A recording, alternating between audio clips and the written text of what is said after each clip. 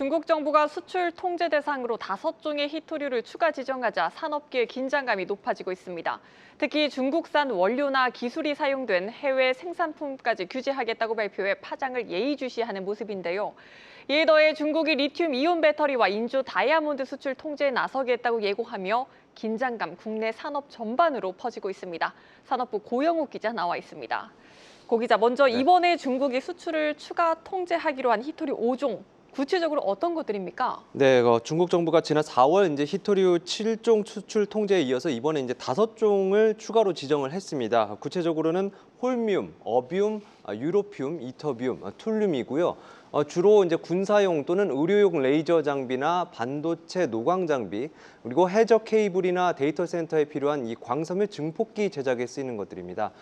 모두 이제 수요 대비 공급이 부족한 희토류는 아닌 것으로 평가가 됩니다.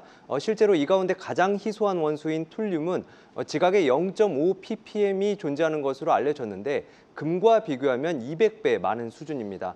다만 이런 희토류를 채굴하고 재련하는 등의 이제 과정에서 환경 오염이 유발돼서 이제 서구 선진국에서는 생산을 하지 않고 있고 중국이 사실상 독점하고 있는 상태입니다. 네, 사실 중국은 앞서 지난 4월에도 희토류 수출 통제 카드를 꺼내든 바 있었는데요. 네.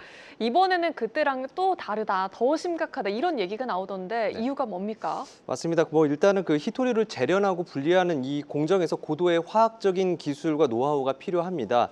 이제 말씀하신 대로 중국 정부는 이번에 그 추가적인 그 희토류 수출 통제 조치를 발표하면서 중국산 원료와 기술을 활용해서 해외에서 제조한 물품까지 통제 대상으로 확대를 했습니다.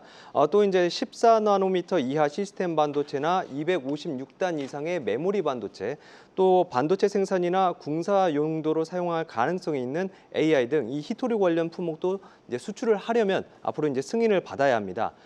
중국 상무부는 이와 관련해서 희토류 관련 품목은 민군 겸용의 속성을 갖고 있다며 일부 해외 조직이 중국산 희토류를 군사 등 민간 분야에 사용해 국가 안보와 이익에 위협을 초래하고 있다고 조치 배경을 밝혔습니다. 네, 그렇다면 반도체 등 우리 기업들에게는 어떤 영향을 미치게 될까요?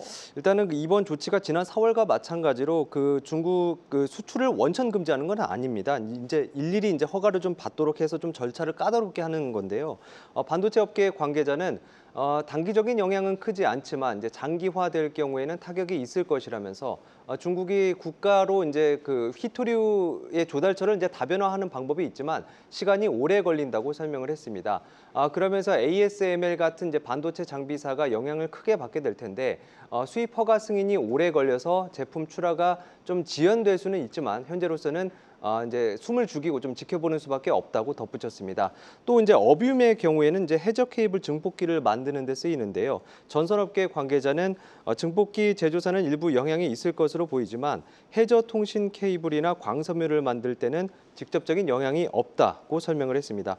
참고로 이제 한국은 중국산 희토류 수입 비중이 70%를 넘는데 지난 4월 산업통상자원부가 발표한 희토류 공공 비축량은 6개월치입니다. 네, 또 오늘 들려온 소식이 중국이 희토류뿐 아니라 공업용 다이아몬드와 리튬 이온 배터리까지 수출을 통제하겠다고 합니다.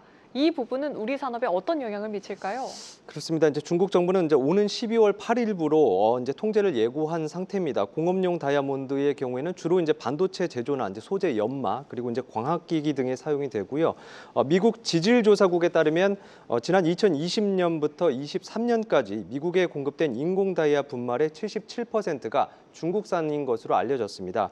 결국 이제 미국의 그 반도체 칩 제조를 좀 겨눈 것이다 이렇게 볼 수 있는데 중국이 공업용 다이아 수출을 통제하면 국내에서는 일진 다이아몬드 등의 생산업체들이 반사이익을 얻을 가능성이 있습니다. 또 리튬이온 배터리는 스마트폰부터 전기차까지 널리 쓰이는 2차 전지의 일종입니다.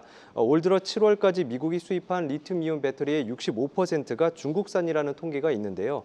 미국에 진출한 한국 배터리 기업과 소재 기업들의 역할이 더 커질 것으로 보입니다. 네, 잘 들었습니다. 산업부 고영욱 기자였습니다.